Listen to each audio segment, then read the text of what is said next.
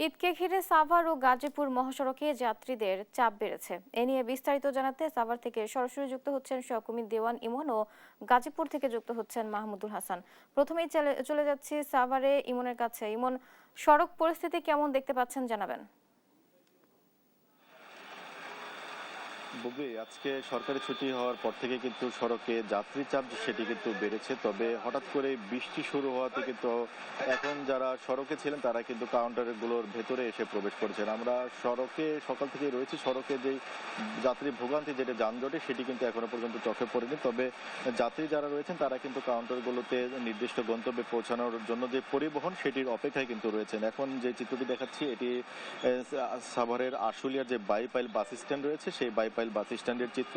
এবং এখানে দেখতে পাচ্ছেন যে যাত্রী যারা রয়েছেন তারা কিন্তু প্রত্যেকটা যেই ছাউনি রয়েছে বিভিন্ন কাউন্টারে সেই ছাউনির মধ্যে গিয়ে কিন্তু তারা আশ্রয় রয়েছেন। এবং সড়কের চিত্র যদি একটু দেখাই, যে সড়ক কিন্তু এই মুহূর্তে এই সড়কটি সবচেয়ে বেশি যানজটের ভোগান্তি তৈরি করে। তবে এখনকার যে চিত্র, আজকের যে চিত্র সেটি কিন্তু অনেকটাই বলা চলে ফাঁকা। এবং আজকে যারা নারীর টানে বাড়ি ফিরছেন, ঘরমুখ মানুষ যারা রয়েছেন তারা কিন্তু নির্বিঘ্নে যেতে পারছেন এখন পর্যন্ত।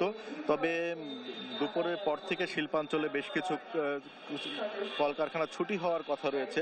সেই ছুটি হলে বা সেই ছুটি পরবর্তী বিকেলের সময় হয়তো বা কিছুটা ভোগান্তি বাড়ার সম্ভাবনা রয়েছে। তবে এখন পর্যন্ত সড়কের যে পরিস্থিতি সেটি কিন্তু একেবারেই স্বস্তিদায়ক। এবং আইন শৃঙ্খলা বাহিনী দেখতে পাচ্ছি যে তারা কিন্তু মোড়ে মোড়ে তাদের যে তৎপরতা সেটি কিন্তু তারা বজায় রাখছেন। আমরা হাইওয়ে পুলিশের সাথে কথা বলেছিলাম, হাইওয়ে পুলিশ যেটি বলছেন যে ঈদযাত্রা নির্বিঘ্ন করতে ঘরমুখ মানুষের যেন কোনো দুর্ভোগ সৃষ্টি না হয় সেই কারণে কিন্তু তারা জেলা পুলিশের সমন্বয়ে কিন্তু সড়কে রয়েছেন। এবং তাদের যে তৎপরতা সেটি কিন্তু তারা বৃদ্ধি রেখেছেন। এবং এই যে এখন পর্যন্ত যে পরিস্থিতি দেখছি, সাভারের যে ঢাকা রিচে এবং নবীনগর চন্দ্র মহাসড়ক রয়েছে, দুইটি মহাসড়কেরই কিন্তু এখন পর্যন্ত কিন্তু ঈদযাত্রা কিন্তু স্বস্তিদায়ক। এই ছিল আমার কাছে সাভার থেকে সড়ক পরিস্থিতির এই বিস্তারিত। এই বিষয়ে আরো তথ্য জানার জন্য চলে যাব গাজীপুরে রয়েছেন সহকর্মী মাহমুদুল তার কাছে।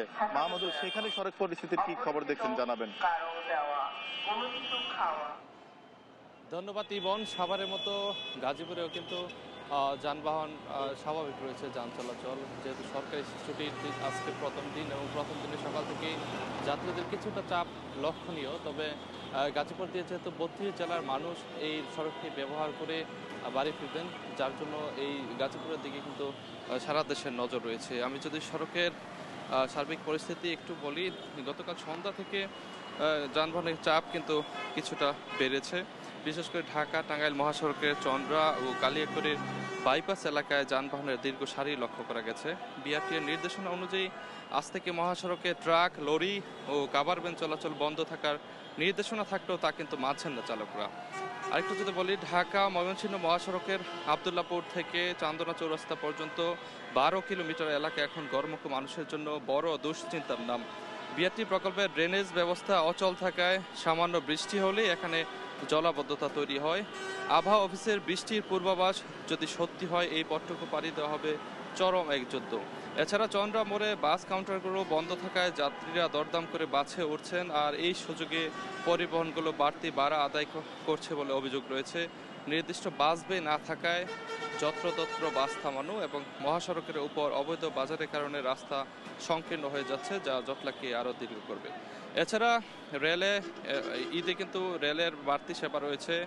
ববলি, আপনাকে জানিয়ে রাখি, সড়কের পাশাপাশি এবার গরমুখ মানুষের ভরসা কিন্তু রেল। ঈদ উপলক্ষে 32 জোড়া নিয়মিত ট্রেনের পাশাপাশি বিশেষ নজর দেওয়া হয়েছে জয়দেবপুর ও আশপাশের রোডগুলোতে। জয়দেবপুর থেকে পার্বতীপুর পর্যন্ত ঈদ স্পেশাল ট্রেন আজ থেকে বিশেষ সেবা দেবে। এছাড়া দেওয়ানগঞ্জ ঢাকা রুট এবং ঈদের জামাতের জন্য শোলাকিয়া ঈদ স্পেশালের অধীনে ভৈরব ও ময়মনসিংহ থেকে কিশোরগঞ্জ রুটে ট্রেন চলাচল যাত্রীদের চাপ সামলাতে বড় ভূমিকা রাখবে। প্রশাসনের তৎপরতা যদি বলি, ঈদযাত্রা নিরাপদ করতে গাজীপুর মেট্রোপলিটন পুলিশ ও হাইওয়ে পুলিশের 4 শতাধিক অতিরিক্ত সদস্য মোতায়েন করা হয়েছে।